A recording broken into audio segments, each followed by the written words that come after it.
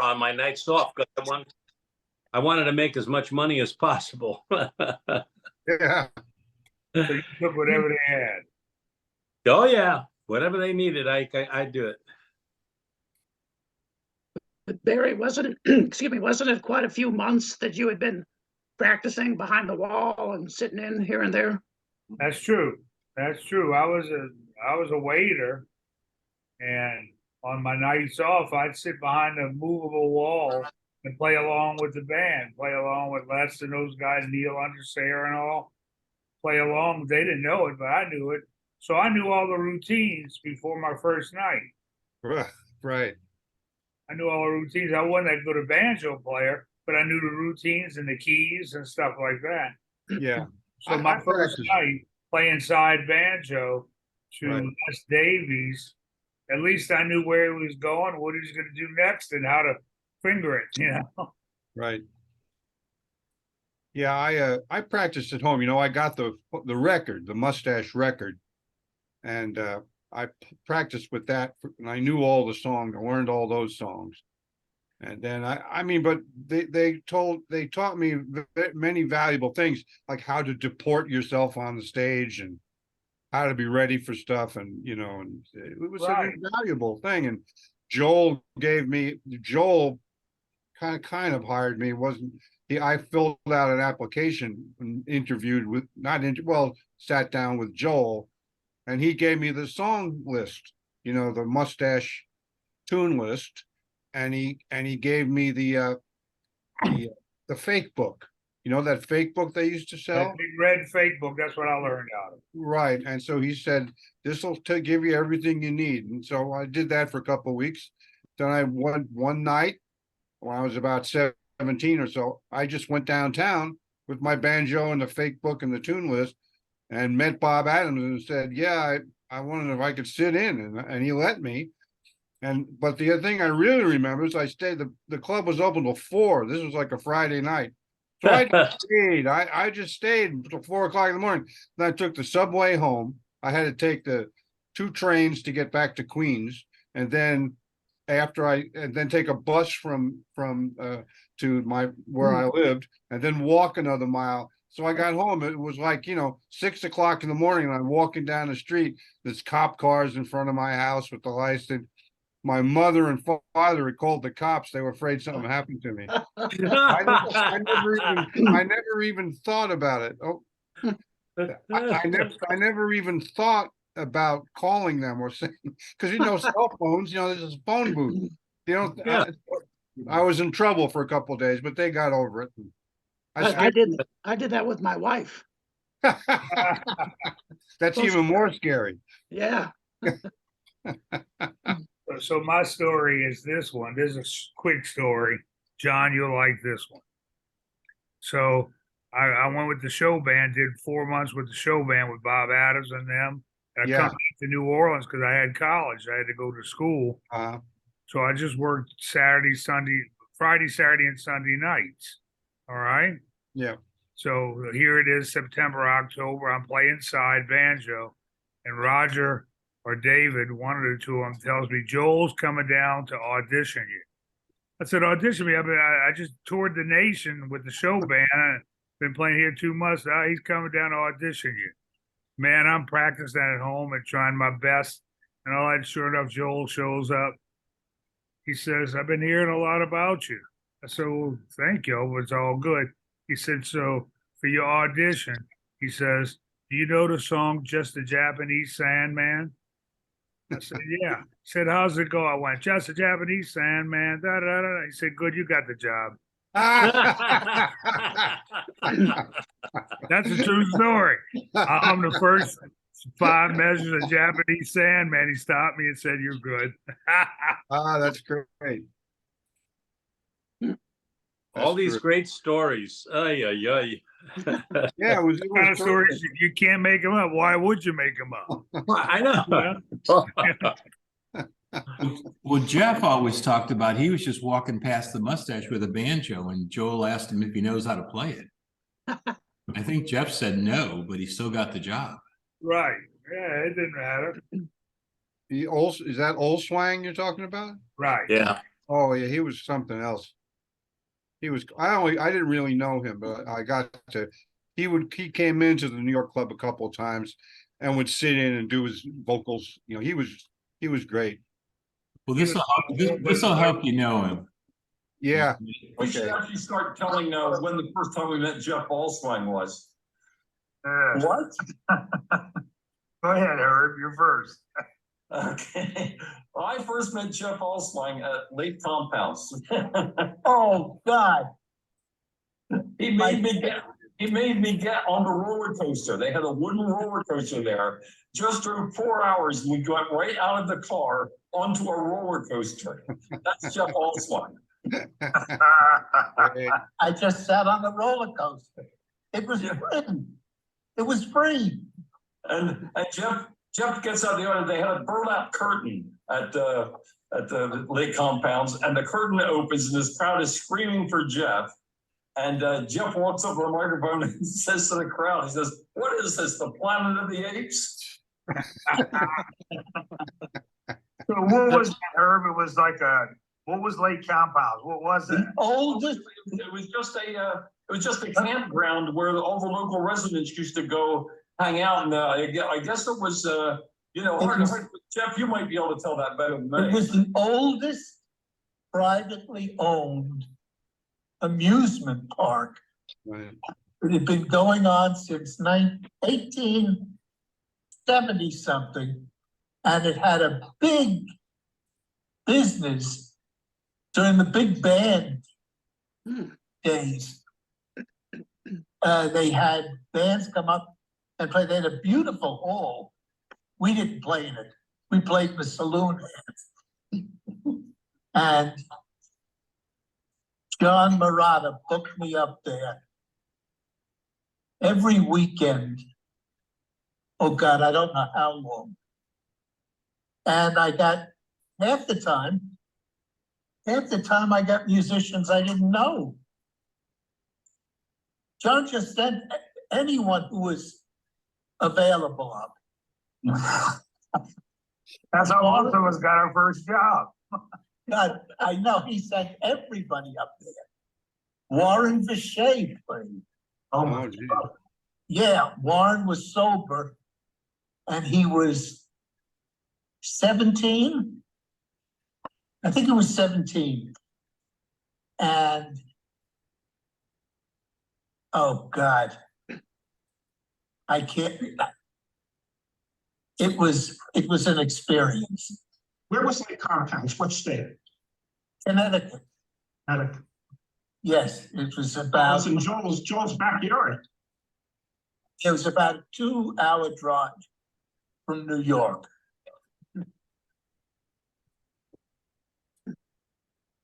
All right, well, that's your intro to Jeff.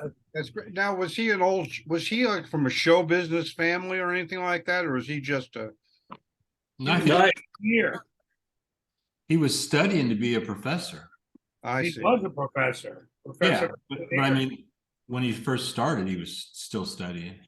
Because he had that flair. He had that showbiz, that old time, almost Jolson-esque delivery on things, and right up there, not afraid of anything. I mean, I would sit in a chair behind Bob Adams and not make a sound. And in comes Jeff Olswang and just like, ta-da! He had that personality, Absolutely. Yeah. Yeah, he was an architect. an architect. Okay. Tom, do you have Jeff singing "My Mother's Eyes" at Carnegie Hall? You got that cut, or is that a Billy cut? Let me see. I got Jeff talking about his dead dick. No, we don't want that. We've heard that.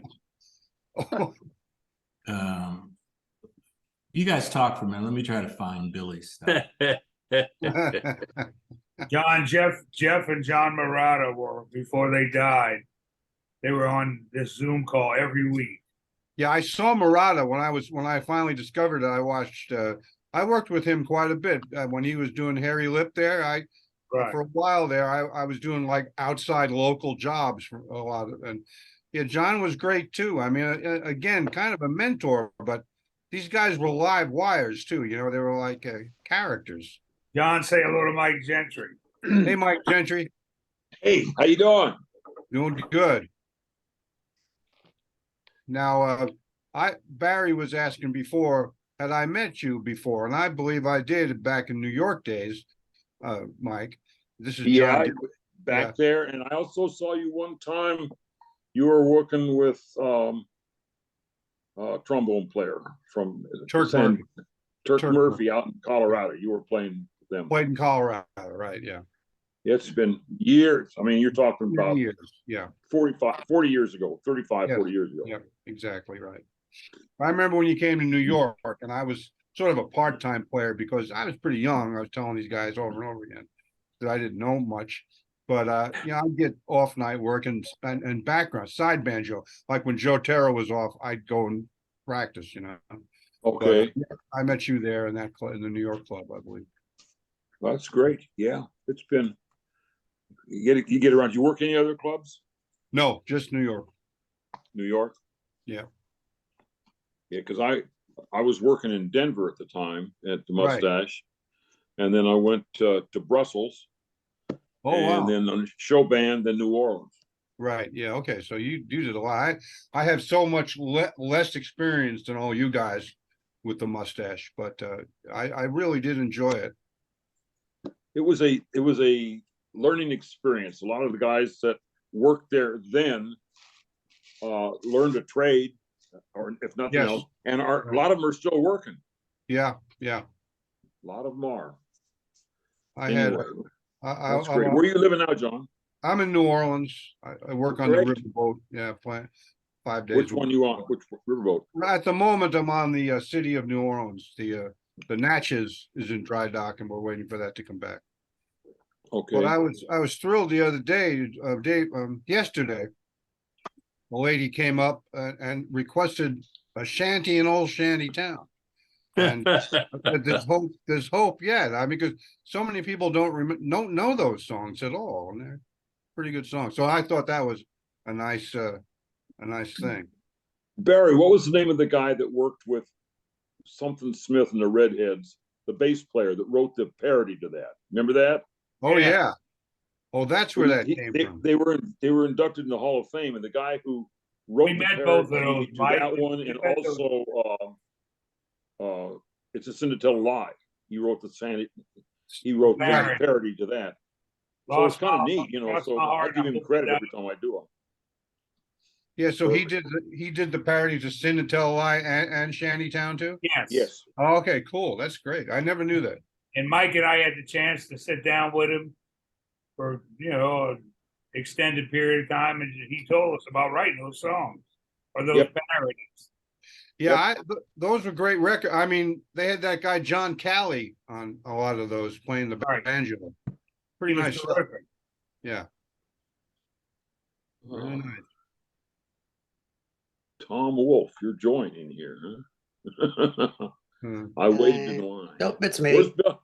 Yeah, Barry, Where's we got Mother, but that's I'm not the other Tom Wolf. No, that's not it, Yeah. Oh, everybody froze. Sorry. Hey, Billy.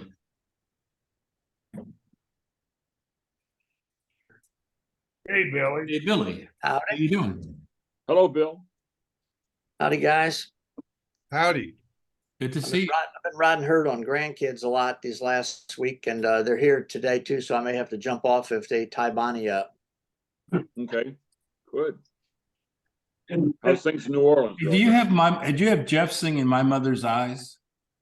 I do. It's not, I can't find it in your list. So. Oh, okay. Yeah, it might take a couple seconds well, I have to go looking for it, but I have it somewhere in here. Let's see. Y'all can just talk and I'll go look for it. But I do have it. Yeah. It's a Carnegie thing. Yeah. Hey, Dave. David, your microphone is off.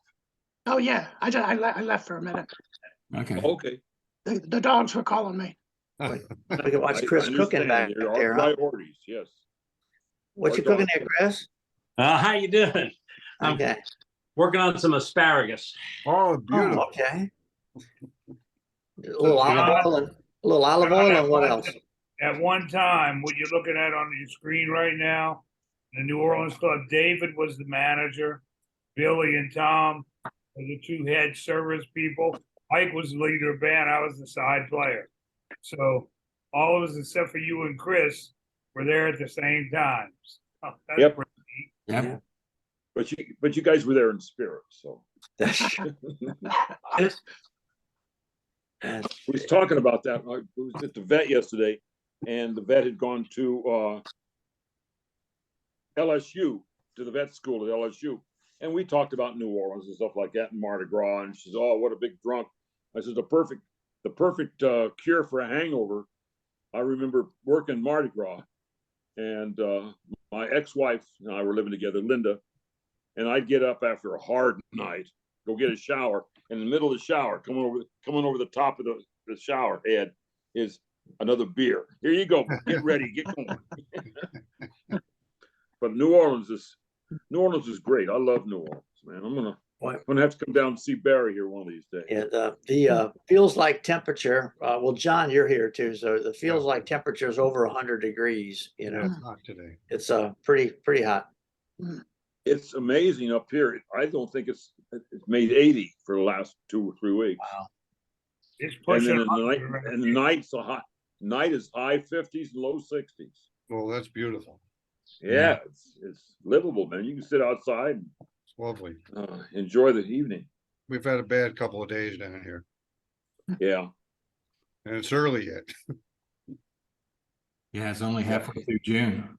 Yeah, Well, the temperature's only reading 90 degrees, yeah, but it feels hotter than that because of humidity. yeah. Oh yeah. Yep. Yeah. Well, the Farmer's Almanac said for our area, it's supposed to be cooler and wetter this year. And so far, it's been exactly that. So who knows? Barry. Yes. Well, I think I'll smoke a cigar for a change, boys. John sent some pictures before, and we saw most of them. Yeah. But here's one of them. Oh, yeah. That was the Sun after first they had a group called the Southampton Dixie Racing and Clambake Society Jazz Band. And then Red Balaban came in and took over the band. And when Red left to open his club, I guess it was Ron Fuller asked me, could I put a Dixieland band for Sunday afternoon? So that's what put this big giant 8-piece band together. You can't, Sam Palafian's there, but he's right behind the cornet player on the right, I'm guessing. And that's Lou Green, the tall guy. Dick Roberts is the other trumpet player.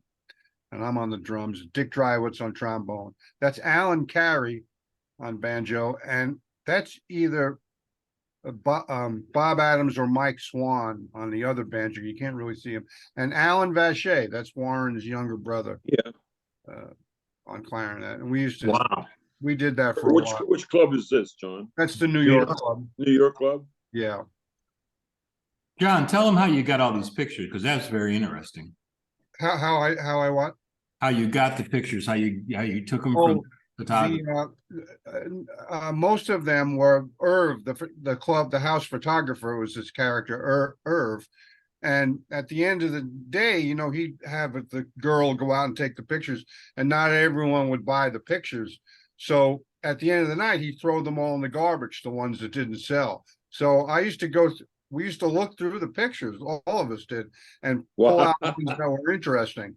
And I'm glad we did now, because that's how I got any of those pictures I still have. But people wanted a picture of the band, or they'd get up on stage to take a picture with the guys in the band. But it gives you a little sense of the club and the musicians and things. So I was glad I did that, and I've kept them all these years. So How many do you have, John? not that many. I think I sent all of them to you guys. That's another one. That's a great one. Yeah, Danny, Jerry Cool, Bill Higbee, Bill Higbee, Danny Rubio. Danny Rubio. Who's playing trombone? That's Jerry Cool, 310. Kuhl. He worked there for a long time. He was good. He knew the melody to every song, one of those kind of guys. He was great. And that's what we expected back then from the Yeah. trombone. Yeah, he was a very mild mannered guy, and you know, anything like, you know, you get a request, can you guys play, you know, and you know, like Pennies from Heaven, and yeah, sure, QC, and he knew every melody and could play an unembellished straight melody. Pretty good. Wow. That was a treat to find someone like that, I bet. Yeah, up yeah, there. yeah. We had a couple like that in Denver, that guy named Vern Beebe. Uh-huh. He played trombone and he just played melodies, all he played. Yeah, And yeah, that was great. It was great. yeah. Yeah, yeah, like I worked a lot with Christine too. She knew all the melodies. She was good. Oh yeah. Okay, oops. Oh yeah, that's Joe and Steve Yoakum back there. Bill Higbee, and there's Jeff up there on the piano, and Norm Burbank. John, before Steve Yoakum died, he was on twice. We talked to him. Oh, good, good. He was in Europe at the time. Yes, he married that gal and went over there. Yeah, that's where I first met Steve. That would be about, I'm gonna guess that's like 1971 or something like that, 70, 71. You met him just about the same time I did. I came into New Orleans or into New York for a conference or something. Like I was assistant manager at the time. And Dickie D, do you remember Dickie D? I remember that name. He was working with Harry Lip, and he's promotional type thing. And he put me and Steve on a trolley going up 7th Avenue and 8th Avenue. And Steve knew about 2 tunes, and I knew a couple that. So we had to figure out what we each knew, and we played a lot of them. You know, same tunes. Yeah, I did a bunch of that kind of stuff. It was fun. I saw Danny Rubio a couple weeks ago, and he said that Steve's wife was coming into New Orleans within the next week or two. Oh, really? He was going to visit with her, and he was going to ask her to bring that CD that Barry can't find in his garage. So, okay. So I can maybe get it and burn a copy, get some MP3s from that. But that would be just the Key West group. It wouldn't be like All Your Father's Mustache. Well, it would be All Your Father's Mustache, actually. It was Danny and Barry and Joe and Yoakum. Right? Yeah. So John, you played with Larry Fishkin, I see. That's Larry Fishkin. Yeah, I've still not been able to remember that trombone player's name.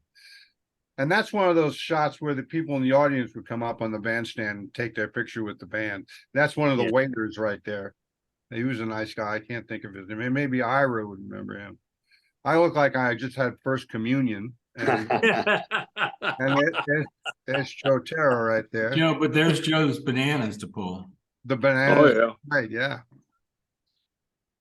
Yeah, I don't have any pictures. You remember the big wooden hands that would clap together? I don't have it. And the bass drum. That's not Dennis Drury, is it? Playing trombone? It is not. No, that's a guy. He was from Canada. Kind of, I can see where you think it might be Dennis, but that's not. I knew Dennis pretty well. That's not him. I can't remember his name. I worked with him with the show band for 4 months. Yeah, Drury was great. He was a lot of fun.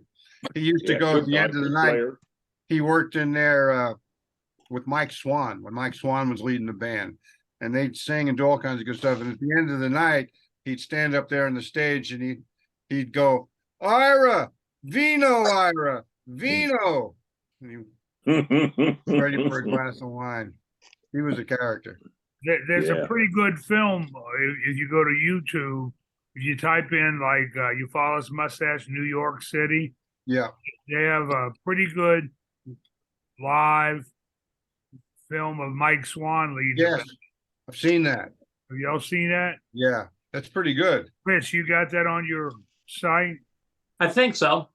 Yeah, it's a good one. It's probably one of the best ones capturing the inside of a mustache back in the day. Yep. Yeah, agreed. If y'all are interested, I can pull up that video with Jeff singing My Mother's Eyes. Sure. Yeah. Love it, yes. Okay.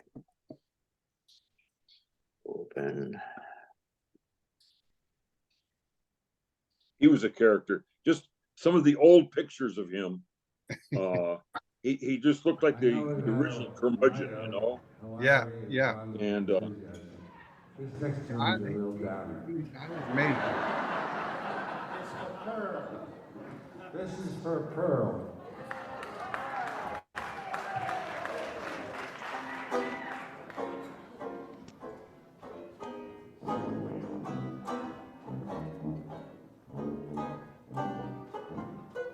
One bright and shining light Yeah, man. that taught me wrong from right, I found in my mother's eyes.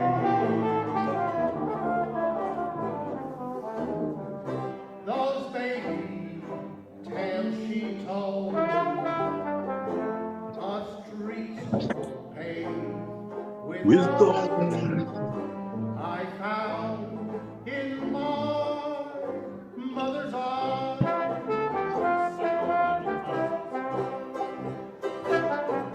Just like a wandering sparrow, one lonely soul. I walk the straight and narrow to seek my goal. God's gift sent from above, one pure, unselfish love. I found in my mother's eyes.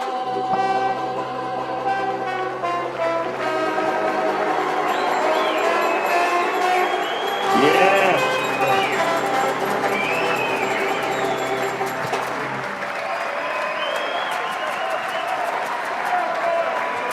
Jeff Olswine. Classic. Okay. That's great. He always Billy, broke is the that house off of down, too. the CD from Carnegie? It is. It is. Okay. What I did was I ripped it and I broke it into each individual songs. So I Okay. could show just little pieces of it. But I've Okay, got great. the battles of the bands, and I've got you doing your solo and Gim doing his solo, and some guy did the New York Suite. Which one was that? The blue Rhapsody in Blue. Rhapsody in Blue. Oh, They that was. had some that banjo was players awesome. doing solos, and they had all tuba solo. I mean, all tuba ensemble. You know, I kind of busted it up into little pieces like that, so we didn't have to watch the whole thing at once. Well, so it's easy to find also, isn't it? Was that? I say it's easy to find then, if you got them in. Yeah, I have it in a folder. I located it, so. Yeah, This there's was Jeff. Jeff when he was young. Yeah. I'll tell you, when Man. Jeff would come on these Zooms, nobody else would have to say anything. Right. Oh, yeah. He never was the failed to bring the house down either. Yeah, people would go berserk, you know. Oh, yeah. Well, And- especially and with what- him and when him and Murata were doing their routines, they could have been a stand-up act between the two of them. Oh, I never Right. saw that. I never saw that. Well, No, I said this Oh, earlier, but oh. that last song we heard, Yeah. the way it was put on there was we're in the lobby of the hotel. And just so happens me and Mike, Peter Vianitas and Gene LeBeau playing, and Jeff came up and said, "Can I sing My Mother's Eyes?" We started playing it, and Joel walked by. He said, "I want that in the show tomorrow night." Mhm. Yep. Well, I also want that in the accompaniment show. was- Exactly what we did just now with those musicians. That's what, and that's how that occurred. Yep, That's great. Yeah. absolutely. Well, I guess John hasn't seen that clip Tom pulled together with Murata and Jeff doing the funeral for his penis. I haven't seen that. No. Yeah, I must have missed that one. that's hysterical. Ira, Hey, everybody. Yeah, right. Hello, Ira. Hey, Johnny. hey, What's doing? I'm hanging in there. It's hot down here today. Very Yeah, hot. it's hot here too. Yeah, I bet. That's okay. Better than snow. Hey, just one more question about Jeff Olswang. do you guys remember him singing a tune called "Hole in the Wall"? No, I don't remember that. That's Remember one I've always tried to Hole find. in the wall or Hole- ace in the no, hole? No, not Ace in the Hole. Hole in the wall, no. Hole in the Wall. I've never. It was apparently written by the same guy who wrote Some of These Days, Shelton Brooks. Oh, But I've never been able to find it, and I never got to talk about it with Jeff. But it always knocked me out. And he sang it like an old time. I mean, it was great, and people loved it. But I've never been able to. I've never heard anybody else do it. I never heard of it. No? Yeah. I can't recall it from any of the little shows that I've Hey, Yeah. Siri. dubbed. Yeah. The subject matter is it's A a song hole in the called- wall is a little bar or something. Okay, well, here comes Jeff. Okay, all right. I think here comes Jeff. There we go. Yeah. You never know. If you're talking, excuse me, Donnie. Excuse me. My dick died 5 years ago, 6 years ago. It just died. It died. No, I had a very nice. Did you have a service bar? Yes, I was gonna say I had a very nice viewing. It was nice food. And I asked my doc, I said, what do I do now? He said, just a word. Mean anything to you, because that's all it's good. No. I got, He tried to Listen. give me. I'm sorry, ladies, but this is, when Put you a get to sock in our it. age, it's that's the all you same talk thing. about. Put a sock in it, it's the same thing. Put a sock in it. No. You put a sock, I got I'll put in a Hebrew national salami. It's oh, no. We Oh, have my goodness. on dating, we have people dating who are older than dirt. They're older than dirt. They're holding hands. What the hell do I know what they're doing? That way they don't fall over. That's why I hold. Okay, that's that. All right. That's He was a funny cat. What was the name of the amusement park that he always talked about? Lake Compound. Lake yeah. Compounds, yeah. Lake Compound. I mean, it was like every time we talked to him, it was some sort of story about Lake Compounds. He got to ride the roller coaster free as much as he wanted. That wooden roller. Yep. But yeah, he was a character. And he used to, even when he was on hospice, he put the camera around so he could introduce us to his nurse who was keeping him drugged up. Well, he was on the Zoom like maybe a week before he passed, wasn't he? Mhm. And he seemed in good spirits, and Yeah, he was always in good spirits, always. But he knew he was going. He talked about every week. Well, I'm here again to this week. constantly talked about it. He constantly talked about dying. Yeah. He knew he was going. Yeah, but he didn't talk bad about it. He was just, No, No. He said he's good with it. Yeah. Oh, wow. A lot of good John? people gone, man. John, there was a picture that you showed of the New York club, the Sunday group, and you mentioned the banjo player Alan Carey, Yeah. who was a great. Oh. Alan was a great character, and I Yes. stayed in touch with him while I was still in New York. But since I moved to Pittsburgh, I haven't heard much about or from him. Well, he's still around.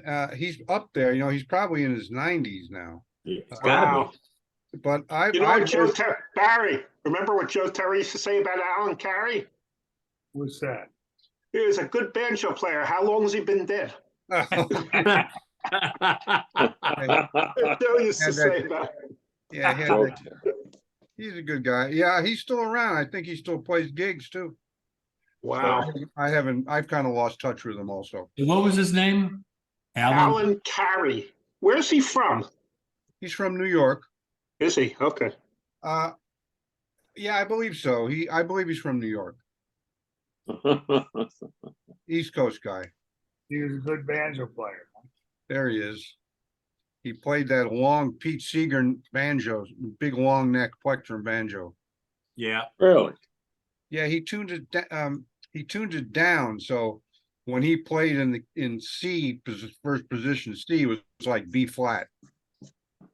Who are the other guys in the band? I don't recognize any of them. Well, the trombone is Dick Dreiwitz, Dick Chiowitz, I And- remember. right? And that's me. I'm on the drums, and the trumpet players are Lou Green and Dick Roberts. Didn't know And, either one of them. Yeah, and I can't. Were you managing when this band was playing in there? I can't remember. No, not at all. That Okay. had to be in the late 60s. Well, it's about. I said about 1970, so I'm not. It's Alan Vachet on clarinet. Mike's the guy with the vest on there is either Bob Adams or Mike Swan, and Palafian's there too, but he's just out of the shot, out of the frame. And Mike Swan isn't in this picture. Yeah, you can't see him. He's sitting next. See Alan Carey, and then right to Right. Alan Carey's left is another guy playing banjo. Oh. That's either Swan or Bob Adams. I can't remember. I don't think Swan came in till like 71 or 72. Right, but There in 72. yeah, this might be before he was actually playing in the banjo bands, but he was in town. Oh, okay. And he had just come to New York from California. Who's on clarinet? That's Alan Vachet, Warren's brother? Warren's brother. Yeah. Okay. Swan's one of the only guys I've seen play 6-string banjo at a mustache. Yeah, that's right. And that, if you remember some of those other pictures that I had, there was a guy named David Lisker playing guitar. Remember we talked I remember about? Dave Lister. Yeah, he played a 6-string banjo too, and he did Captain Tony's a couple of times. Right. Yeah, but they're mostly those are the only 2 6-string banjos I saw ever at your father's mustache. Dave Lisker. Yeah, because we used to do that David sometimes at the New Orleans Club on Sundays. We had a regular jazz combo would come in to play, but it usually wasn't anybody in the mustache band playing. Right. You know, just regular jazz on a Sunday afternoon. Right. Yeah. I used to love when the Southampton Racing Dixie and Clambake Society played on Sunday. Yeah. That was great. Their piano player was a guy named Teddy Prohaska, and Teddy Prohaska. I could watch his hands all day long. He was he just was great. amazing. Yeah, he was great. Yeah, Chris, that's who how was the tall guy with the wild hair? Stan Levine. Stan Levine, that's it. Yeah. Yeah. Wow. Yeah, that's going back. They had a really that's good clarinet player too. I can't remember his name. Joe Ashworth. Oh yeah. Yeah, I remember Gene Krupa sitting in with them once. Yes, I saw Gene Krupa there too. Yeah. I sat in with Gene Krupa and Wild Bill Davison at the Wow. mustache In New Sunday York. afternoon at the same time. Fantastic. And you know, we looked at this picture earlier, but there's Oh, Jeff wow. Allswing back here. Jeff Olson, yeah. Yeah, Jeff's on that one too. Let's see. Got Joe. Got Yoakum Higby. Is that Yoakum. Norm Burbank in the back? Yes. Okay. Is that your friend? Timmy Shea on the right. No, that's me. That's you? I thought it was Tim Shea. Yeah, I was famous for being a Tim Shea impersonator back in the. Yeah. And who's sitting on the piano? That's Jeff. Yeah. Jeff Olson. Wow. You might have been infamous for being a Tim Shea impersonator. Yeah. Wait, but why are you not? Norm Burbank. I remember Norm. Yeah, he's gone now. Yep. He's gone, boy. You know, all those guys in the Southampton Dixie band, they're all gone too. Yeah. Yeah. Who's the guy next to Tara? He takes the picture down. That's Yoakum. Yoakum. That's Is Steve. that Young. Yoke? Yeah, young Steve Yoakum. Man. Man. Oh. Cool. That's when we started wearing suspenders. I remember that. We never knew back then that we'd always be able to tell who Higby was from these photos. Yeah, because he's a left-hand banjo Yeah, player, right? Right. The only left-handed guy out there. Who's playing the trombone? I see a trombone next to you, John. Yeah, that's Yoakum. That's That's Yoakum. Yoakums. Oh, I that's don't- Yokes? Okay. He's over there. I don't know why he's over there, but There wasn't a left-handed banjo player. I think his name was Johnny Martin. oh yeah, right. Wow. I wish I had. I wish I had gone through Irving's trash can more steadily. I probably could have gotten some more pictures. You did good. You got some nice pictures. There's some Yeah, great he did. pictures, man. Great pictures. Absolutely. All right, Wow. I just want to say hi to everybody. Hey, Hi there. Hey, hello. Can you wave? Can you wave? Can you wave? There you go. there you Hey, go. we can all see you. Is that Elliot or? That's Elliot. Hey, Yeah. Elliot. You remember Tom? He came over to the house before. Okay, yeah. No, he got bored and decided to come and see what I was doing. The grandkids are there. Yeah, that's cool. Okay. So. Ooh. Mm. So this is a picture. It has nothing to do with the mustache bands, but there was a picture of a New Orleans denizen of Bourbon Street and the French Quarter. Let me get to her picture. It's the duck. Barry would know her and Tom, but I'm not sure. Ruthie the Duck Girl. Oh yeah, look at that. Who the hell? She was yeah, she wandered the French Quarter for many, many years from the time she was Ruthie the Duck Girl to the time she was Rudy the Duck Lady. And ducks would follow her around and she was always dressed up and she was a bit wacko, but people would let her in the clubs with her little following of fowl. Or And, following, huh? And they just had a little picture of her in the paper the other day, so I thought I'd throw that in there for people that worked in the French Quarter would Yeah, I remember. remember. Yeah. That's a great shot. Billy, did you get that photo of the lucky dog guy I sent you? Oh yeah, Barry sent me a picture of the Oh, Lucky Dog Lucky guy. Dogs. I remember them the first time I went there for Mardi Gras. No, let me see. Let me find Lucky Dog. Barry sent it to me. I think I missed out. I Facebook. missed out on Lucky Dogs. Pretty sure I put it in here. That one up. See. The lucky dog guy. You ever eat a find Lucky Dog, Barry? Yeah, man. These are your friends. Yeah. Danny, Tell 'em what Danny, was when he in told them, me but we about the ate 'em. Lucky Dog, I used to say, you know they're hot. That's know what he they're used to hot. say. We say, are they hot? He said, you know they're hot. Yeah. They've been You have a boiling picture in of the that? same water all day Tom. long. Yeah. There it is. Ah, that's great. Party chat. Yeah. Chris 40 Clifton said, cents.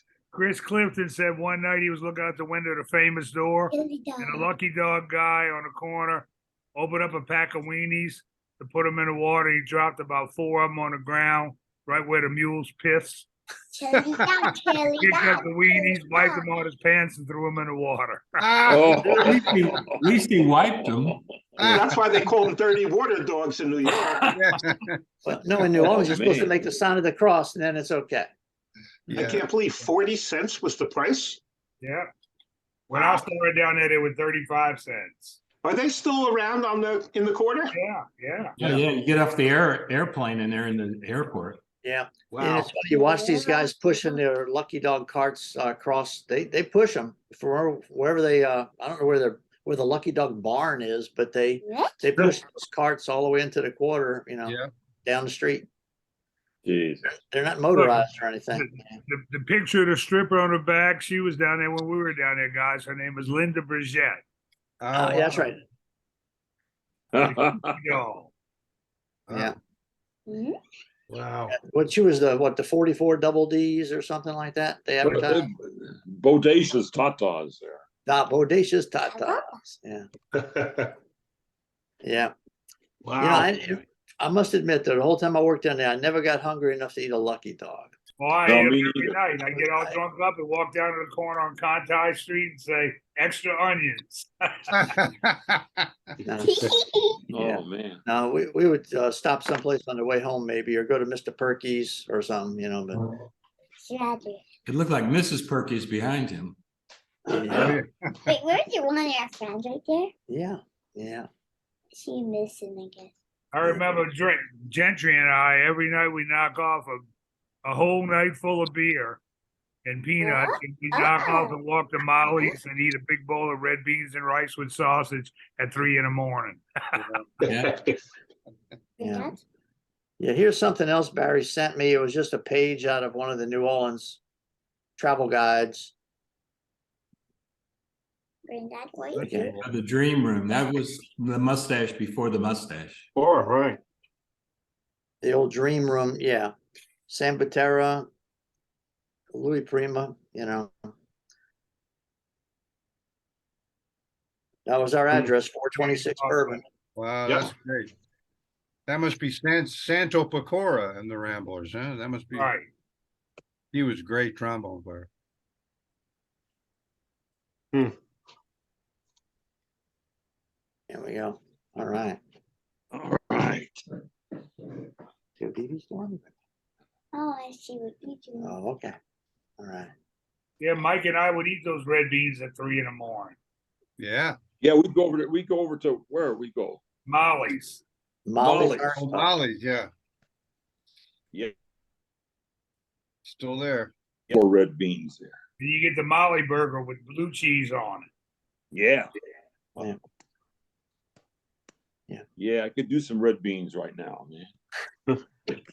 Come on over. We got some in the freezer. You always I'll make be- more than you can possibly eat, so you Yeah. freeze them up. And I Yeah, wonder why I've got GI problems these days. I'm having fun. But Yeah, the red beans will clean you the out. red beans keep you regular, don't they, Bean? Yeah. Yes, indeed. And it comes supplied with its own methane too. Well, here's a little song. I don't remember where this came from. I think this might have been from the last reunion in New Haven. Let's see. Yeah, it was. Okay. Oh, yeah. Chris song, Alabama Jubilee. B flat.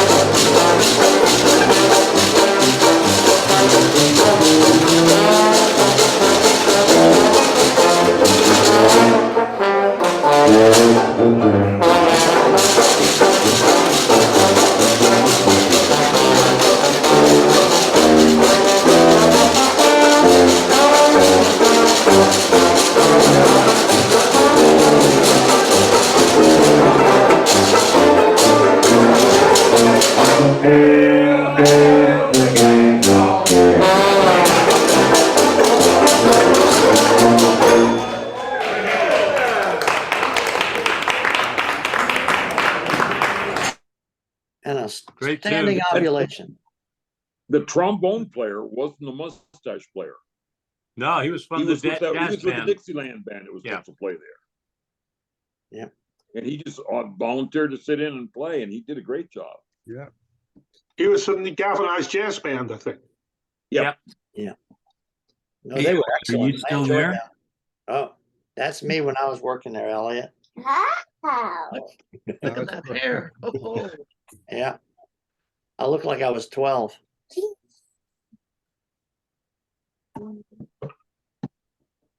Good action shot. Why they're on the computer? Oh, we're just looking at pictures. Huh? We talk to each other. Yeah, it must have been when I first started, actually. I only have one hat on. Yeah, the pictures have to be 50 years old. But since you are in the middle, how you can talk to those guys on the rest? Oh, everybody can talk at the same time. Oh. I heard a little while ago, Billy showed a clip from Zoom during COVID. You had a beard down to your tits. Oh, yeah. I didn't shave for a year. Yeah, no, that was our early COVID thing. Everybody was kind of bushy.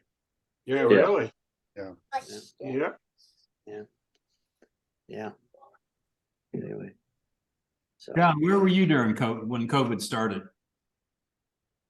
John Gill? I was here. My wife and I had moved down here about a year before COVID started. Wow. Where'd you move from, John? From New York City. Okay. For about 15 years, we lived on Barrow Street, right near the Mustache. Oh, wow. Where the Mustache was. Barrow, then Grove, then Christopher, then 10th. Yeah. Yeah, it was a tiny little place there. And we enjoyed it, but it was getting so expensive that we came down to New Orleans. Danny and I lived on Grove Street, almost across from Arthur's. Yeah. You had to be by when it was George Hertz. No, Became Boots and Saddle. It was Arthur's. And you go down a little bit further toward 9th Avenue, and that's where we live. Right by Banjo Dan. Banjo Dan. Yeah, Banjo Dan. Banjo Dan McCall. Yeah. Wow. Going back. Well, guys, I'm gonna go finish up. I'm gonna go finish up cooking here, and I'll see you all next week. All right. Okay, Hey, Chris. Enjoy the asparagus. I'll run too. I guess it's time to check out anyway. Okay. Yeah. tell everybody. Hey, see you Roger guys. didn't make it tonight, huh? John, good seeing you. all right, man. guys. Take We'll care. see you next week. All right. Next Bill. Thursday, guys. Thank you, Bill. See y'all later.